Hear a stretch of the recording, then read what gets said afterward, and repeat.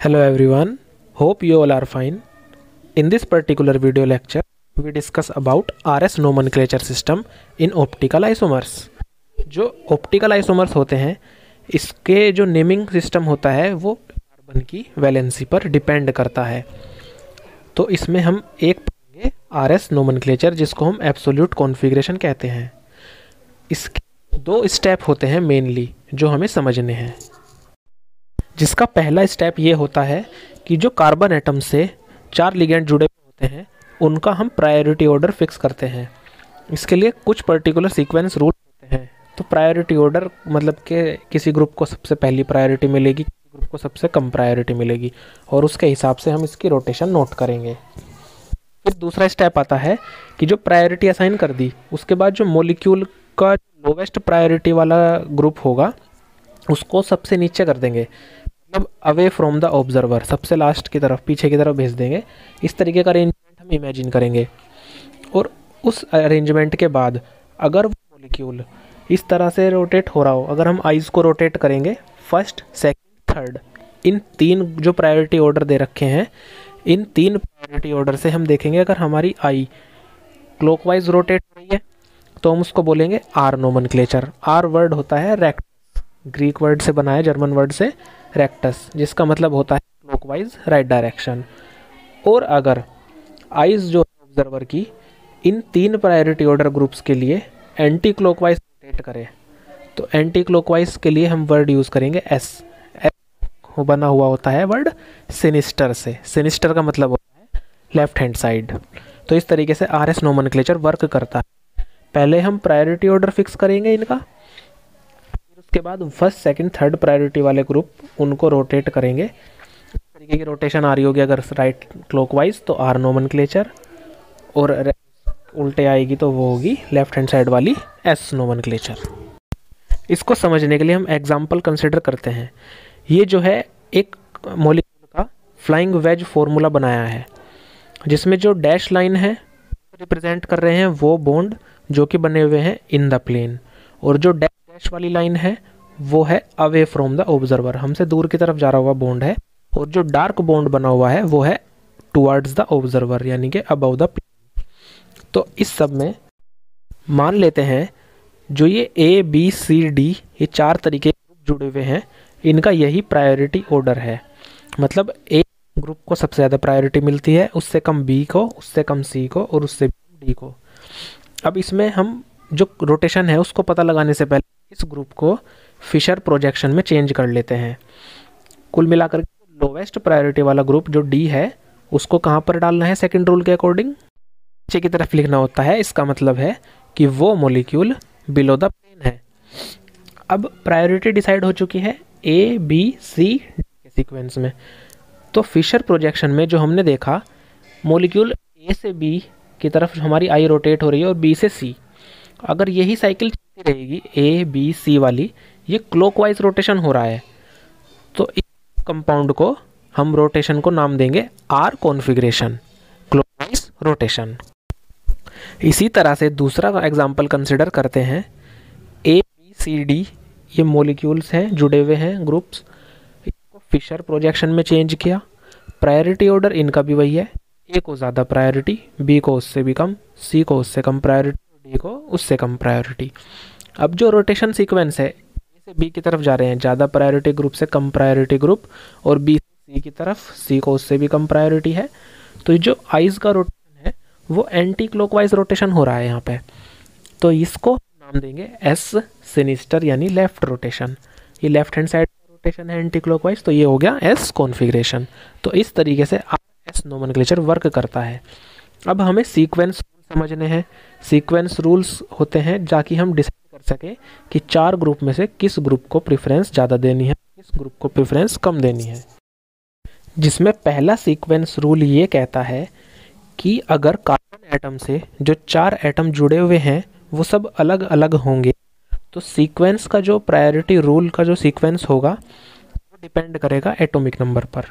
मतलब जो एटम सबसे ज़्यादा एटॉमिक नंबर रखेगा उसको ज़्यादा प्रायोरिटी मिलेगी, और जो एटम सबसे कम एटॉमिक नंबर रखेगा उसकी प्रायोरिटी सबसे कम होगी। For example chloro आइडो methane sulphonic acid, ये एक कंपाउंड हुआ। इसमें कार्बन एटम है उससे एक तरफ तो आयोडीन जुड़ा हुआ है, दूसरी तरफ क्लोरीन, फिर सल्फोनिल ग्रुप का सल्फर जुड़ा हुआ है और हाइड्रोजन जुड़ा हुआ है। तो इन चारों एटम्स में आयोडीन, क्लोरीन, सल्फर और हाइड्रोजन में आयोडीन का एटॉमिक नंबर सबसे ज़्यादा है, तो उसको सबसे ज़्यादा प्रायोरिटी, उससे कम क्लोरीन को, उससे कम सल्फर को और सबसे कम प्रायोरिटी मिलेगी हाइड्रोजन को। तो ये होगा sequence rule. Second sequence rule ये कहता है कि अगर किराल कार्बन एटम से दो एटम जो जुड़े हुए हैं वो सेम है, तो फिर हम उसके जो पड़ोस वाला एटम है उसके एटॉमिक नंबर के ऊपर डिपेंड होते हैं कि प्रायोरिटी ऑर्डर क्या रहेगा। फॉर एग्जांपल, अगर किराल कार्बन एटम से एक तरफ मिथाइल ग्रुप जुड़ा हुआ है और दूसरी तरफ इथाइल ग्रुप, तो दोनों कार्बन के थ्रू ही तो लिंक्ड होंगे, तो कार्बन एटम तो यहाँ सेम हो गया। पर मिथाइल ग्रुप में जो कार्बन है उससे जुड़ा हुआ है हाइड्रोजन, ठीक, जिसका एटॉमिक नंबर 1 होता है। और जो इथाइल ग्रुप है उस कार्बन से एक कार्बन भी जुड़ा हुआ होता है इथाइल ग्रुप का। तो यहाँ पर कार्बन एटम का जो इथाइल ग्रुप का है उसका जो पड़ोसी कार्बन है उसका एटॉमिक नंबर ज़्यादा है देन हाइड्रोजन। तो यहाँ पर जो प्रीफरेंस मिलेगी वो प्रायोरिटी मिलेगी इथाइल ग्रुप को in comparison two methyl group. For example, जो कंपाउंड है 2-ब्रोमोब्यूटेन, तो यहाँ पर ब्रोमीन को सबसे ज़्यादा प्रेफरेंस मिलेगी क्योंकि उसका एटॉमिक नंबर सबसे ज़्यादा है। फिर उसके बाद तरफ मिथाइल ग्रुप है और इथाइल ग्रुप, तो इथाइल ग्रुप को ज़्यादा प्रेफरेंस मिलेगी मिथाइल ग्रुप। तो इस तरीके से ऑर्डर फॉलो होगा और फिर हम इसकी रोटेशन पता लगाकर कर सकते हैं कि कंपाउंड आर कॉन्फ़िगरेशन रखता है या फिर एस कॉन्फ़िगरेशन रखता है।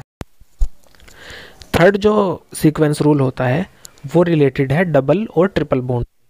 मतलब अगर किसी कंपाउंड में ग्रुप में कार्बन के साथ डबल बॉन्ड होगा तो जो एटम डबल बॉन्ड से जुड़ा हुआ होगा उसको हम डबल काउंट करेंगे, 2 एटम काउंट करेंगे एक की जगह। और अगर कार्बन से वो एटम ट्रिपल बॉन्ड से जुड़ा हुआ होगा तो उस एटम को 3 बार काउंट किया जाएगा। फॉर एग्जाम्पल, जैसे कार्बोनिल ग्रुप में होता है कार्बन डबल बॉन्ड ऑक्सीजन, तो वहाँ पर जो डबल बॉन्ड ऑक्सीजन है ऑक्सीजन को कार्बन से 2 बार अटैच्ड माना जाएगा, तो इसको लिखा जाएगा carbon single bond oxygen, single bond oxygen. इसी तरीके से अगर कार्बन डबल बॉन्ड कार्बन होगा तो वहाँ भी माना जाएगा कि जो डबल बॉन्ड से जुड़ा हुआ कार्बन है वो 2 एटम है। इस तरीके से इसको बोलते हैं डुप्लीकेशन करना एटम का। और अगर CN ग्रुप को कंसिडर करते हैं तो CN ग्रुप में कार्बन ट्रिपल बॉन्ड नाइट्रोजन होता है, तो नाइट्रोजन यहाँ पर ट्रिपल बॉन्ड से जुड़ा हुआ है तो इसको 3 बार काउंट किया जाएगा नाइट्रोजन को। तो इस तरीके से कार्बन डबल बॉन्ड या ट्रिपल बॉन्ड का डुप्लीकेशन और ट्रिप्लीकेशन करते हैं। और फिर क्या होगा, कार्बन एटम मान लो किराल कार्बन एटम से जुड़ा हुआ है और उससे जुड़े हुए डबल बॉन्ड और ट्रिपल बॉन्ड वाले ग्रुप, इनका एटॉमिक नंबर काउंट करेंगे। इनका एटॉमिक नंबर जिसका ज़्यादा होगा उसको ज़्यादा प्रायोरिटी मिल जाएगी। अब इन सीक्वेंस रूल्स को और RS नोमेनक्लेचर को अच्छे से समझने के लिए कुछ एग्जांपल्स करते हैं। जैसे ये पहला एग्जांपल है, यहाँ पर किराल कार्बन एटम 4 अलग अलग एटम जुड़े हुए हैं, ब्रोमीन, क्लोरीन, आयोडीन और हाइड्रोजन। आयोडीन का एटॉमिक नंबर सबसे ज़्यादा है तो हम उसको सबसे पहली प्रायोरिटी देंगे, दूसरी प्रायोरिटी ब्रोमीन को, तीसरी क्लोरीन और फोर्थ हाइड्रोजन। रूल कहता है पहले प्रायोरिटी दे देंगे एटॉमिक नंबर से। दूसरे स्टेप में क्या करना होगा, जो लोवेस्ट प्रायोरिटी वाला कंपाउंड है जो हाइड्रोजन है यहाँ पर उसको नीचे लेकर आएंगे सबसे लोवेस्ट पोजीशन पर। तो उसके लिए हमें मॉलिक्यूल को रोटेट करना पड़ेगा। तो जब इसको हमने रोटेट कर दिया, हाइड्रोजन, ब्रोमीन और आयोडीन रोटेट करेंगे, ये रूल है रोटेशन का फिशर अरेंजमेंट के थ्रू। रोटेशन करने के बाद हाइड्रोजन लोवेस्ट पोजीशन पर आएगा और आयोडीन, ब्रोमीन, क्लोरीन इस तरीके की पोजीशन रखेंगे। अब हम क्या देखेंगे रोटेशन, तो आयोडीन फर्स्ट प्रेफरेंस से ब्रोमीन सेकंड प्रेफरेंस पर जाने और सेकंड से थर्ड प्रेफरेंस तक जाने में मॉलिक्यूल क्लॉकवाइज रोटेट कर रहा है, यानी कि ये R कॉन्फ़िगरेशन होगी इस मॉलिक्यूल की। ऐसे ही दूसरा एग्जांपल कंसीडर करते हैं। इस मॉलिक्यूल में ब्रोमीन नीचे की तरफ और जो प्रायोरिटी ऑर्डर डिसाइड हुआ है, आयोडीन को पहला, ब्रोमीन को दूसरा, क्लोरीन तीसरा और हाइड्रोजन फोर्थ। अब जो लोवेस्ट प्रायोरिटी है हाइड्रोजन, उसको नीचे की तरफ लाना है। तो आयोडीन, हाइड्रोजन और ब्रोमीन इस तरह से 90 डिग्री रोटेट हो जाएंगे। रोटेशन करने के बाद प्रायोरिटी ऑर्डर के अकॉर्डिंग यहाँ पर आयोडीन से ब्रोमीन और ब्रोमीन से क्लोरीन जाने में आइस जो है एंटी क्लॉकवाइज घूम रही है लेफ्ट हैंड साइड की तरफ। तो इस कंपाउंड को हम एस कॉन्फ़िगरेशन का नाम देंगे। तो इस तरह से आरएस नोमेनक्लेचर वर्क करता है। जो प्रायोरिटी लोवेस्ट प्रायोरिटी ऑर्डर है उसको नीचे लाने के लिए जो रोटेशन के रूल्स हैं वो फिशर अरेंजमेंट में जो सिखाए हुए हैं वो हमें फॉलो करने होंगे। अब ये तीसरा एग्जाम्पल देखते हैं। यहाँ पर किराल कार्बन एटम से एक तरफ मिथाइल ग्रुप जुड़ा हुआ है, एक इथाइल ग्रुप, एक OH और एक NH2 ग्रुप। तो जो कार्बन से डायरेक्ट जुड़े हुए ग्रुप्स हैं एटम को देखें तो OH ग्रुप का ऑक्सीजन जुड़ा हुआ है, NH2 ग्रुप का नाइट्रोजन, मिथाइल ग्रुप और इथाइल ग्रुप में दोनों कार्बन जुड़े हुए हैं। तो यहाँ पर पहले जो ऑक्सीजन है उसका एटॉमिक नंबर ज़्यादा है तो उसको सबसे प्रायोरिटी देंगे हाईएस्ट। फिर दूसरी प्रायोरिटी मिलेगी नाइट्रोजन को, तीसरी प्रायोरिटी इथाइल ग्रुप को मिलेगी in comparison two methyl group, क्योंकि हमने जो सीक्वेंस रूल पढ़ा था उसमें क्या था कि जो सेम एटम जुड़े हुए होते हैं तो जो उसका पड़ोस वाला एटम है उसको देखते हैं, जिसका एटॉमिक नंबर ज़्यादा होगा उसको प्रायोरिटी मिलेगी। तो मिथाइल ग्रुप में पड़ोसी एटम कार्बन है तो इसलिए इसको ज़्यादा प्रायोरिटी मिलेगी देन मिथाइल ग्रुप। अब वही चीज़ होगी, मिथाइल ग्रुप जो है वो टॉप मोस्ट पोजीशन पर है, उसको बॉटम पोजीशन पर लाना होगा। तो उसके लिए इथाइल और मिथाइल में 180 डिग्री रोटेशन करेंगे। अब जब इसको 180 डिग्री रोटेट करेंगे तो जो OH और NH2 वाला बॉन्ड है वो भी 180 डिग्री रोटेट हो जाएगा। तो यहाँ पर 180 डिग्री रोटेशन करने से जो अरेंजमेंट बनेगी उसमें मिथाइल ग्रुप नीचे की तरफ आ गया। अब हम देखेंगे सीक्वेंस फर्स्ट, सेकंड और थर्ड का। तो फर्स्ट से दूसरे NH2 ग्रुप पर जाने के लिए और 2 से तीसरे इथाइल ग्रुप पर जाने के लिए आइस जो है हमारी एंटी क्लॉकवाइज रोटेट हो रही है। तो ये मॉलिक्यूल एस कॉन्फ़िगरेशन रखेगा। अब ये नेक्स्ट एग्जांपल, किराल कार्बन एटम से मिथाइल ग्रुप, इथाइल ग्रुप जुड़े हुए हैं और CHO यानी एल्डिहाइड का फंक्शनल ग्रुप है और कार्बोक्सिलिक एसिड का फंक्शनल ग्रुप है। अब यहाँ पर जो प्रायोरिटी है मिथाइल और इथाइल में तो पता है इथाइल को ज़्यादा प्रीफर करते हैं, पर एल्डिहाइड और कीटोन है इनका प्रायोरिटी ऑर्डर समझना पड़ेगा। तो समझने के लिए देखते हैं, जो CHO ग्रुप है उसमें कार्बन डबल बॉन्ड ऑक्सीजन है। अब वो जो तीसरा रूल था कि जब डबल बॉन्ड लगेगा तो जो डबल बॉन्ड जुड़ा एटम होगा उसको डबल कर देंगे। तो हम कंसिडर करें कार्बन से 2 ऑक्सीजन एटम जुड़े हुए हैं।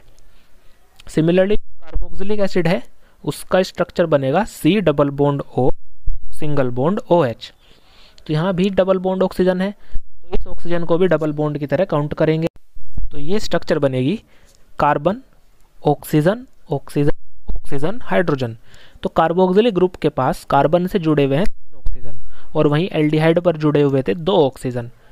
तो ऑब्वियसली कार्बोक्सिलिक एसिड का जो ओवरऑल एटॉमिक वेट होगा वो ज़्यादा होगा देन CHO। तो इसीलिए हम कार्बोक्सिलिक ग्रुप को हाईएस्ट प्रायोरिटी देंगे, एल्डिहाइड ग्रुप को सेकंड प्रायोरिटी देंगे। तो अब आते हैं अपने क्वेश्चन। अब प्रायोरिटी ऑर्डर जो डिसाइड किया गया है COH का फर्स्ट, CHO का सेकंड, इथाइल का थर्ड और मिथाइल का फोर्थ। अब जो लोएस्ट प्रायोरिटी मिथाइल की है उसको टॉप से बॉटम की तरफ लाना होगा तो 180 डिग्री रोटेट करेंगे। इसी तरीके से CHO और कार्बोक्सिलिक ग्रुप भी रोटेट हो जाएंगे। तो 180 डिग्री रोटेशन के बाद ये जो स्ट्रक्चर बनेगी तो उसमें कार्बोक्सिल से एल्डिहाइड और एल्डिहाइड से इथाइल ग्रुप की तरफ जब हम जाएंगे तो हमारी आइस क्लॉकवाइज रोटेट हो रही है। दैट मीन्स ये जो कंपाउंड है वो R कॉन्फ़िगरेशन बना रहा है।